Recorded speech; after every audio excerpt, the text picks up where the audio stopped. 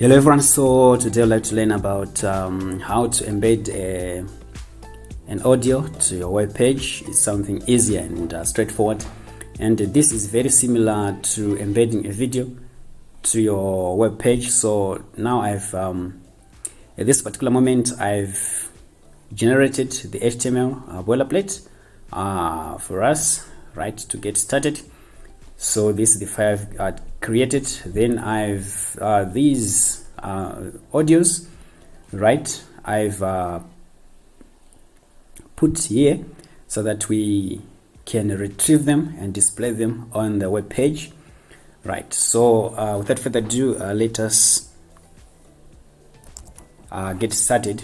So as I mentioned, that it is very similar when we are embedding an audio and when you are embedding a video. So these are the attributes we're going to be using: controls, autoplay, loop, and mute. Then also when it comes to audio, it has different extensions, or it has different formats, right? Each file has its own format depending on what kind of file is it. So we have MP3 audio files, right?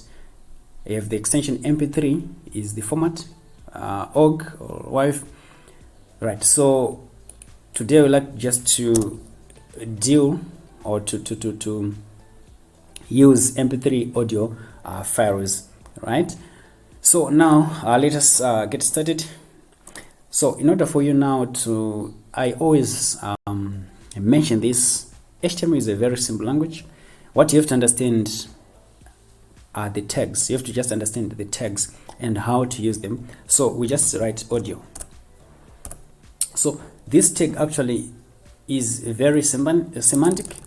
Why? Because it has the meaning. So audio, actually it is telling us that this tag, it has to do with audios. As we were doing the concept of embedding a video on a web page, we created the video tag, and inside that tag we put our video.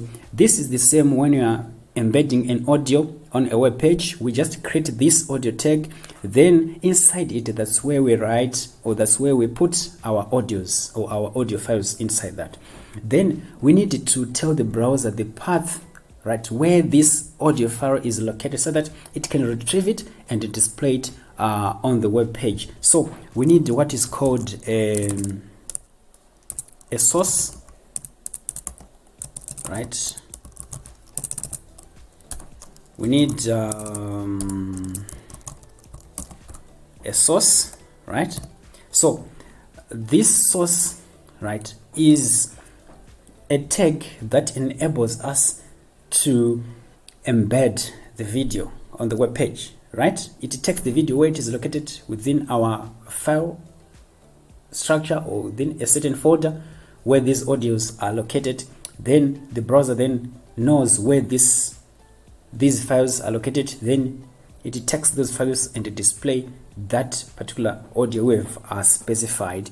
So this tag requires two attributes, right? We have the src, which stands for source, right?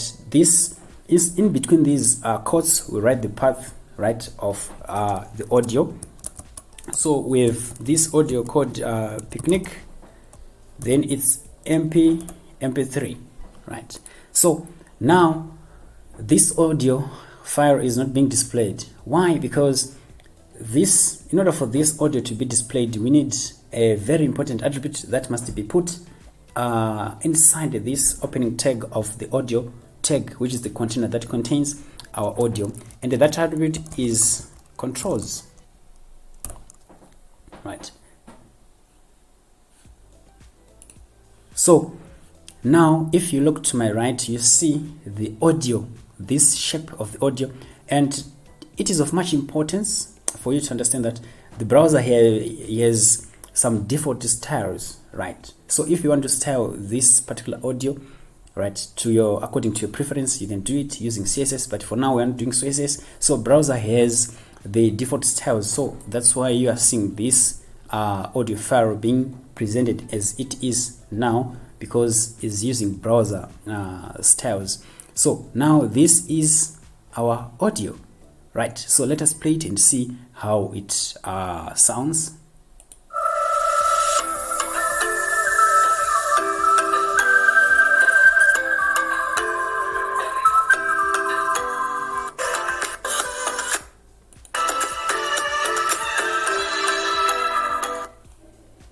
Right, so that's how we upload an audio to our own web page, right? So don't forget to put this, because you will not see this being outputted, right? For example, maybe we wanted this to autoplay, right? So we can just use auto, this one, autoplay.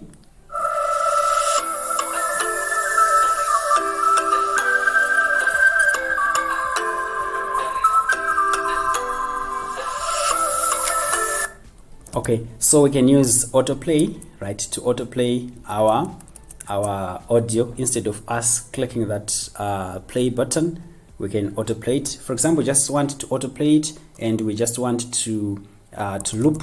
We can use another loop so that it can loop when it is autoplaying, right? Because we want it to loop, because if it ends, it must start it on its own. If it ends, it must start again on its own, instead of us clicking or controlling it. So for now,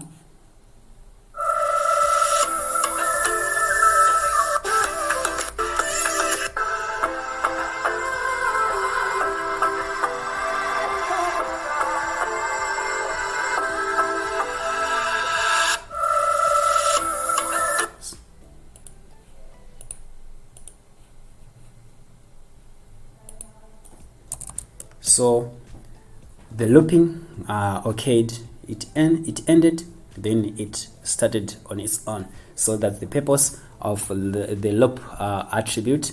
Then, for example, we can use mute, right? You can mute this particular audio, muted, right? So it can play, but we will not hear any sound, right? So let us autoplay it.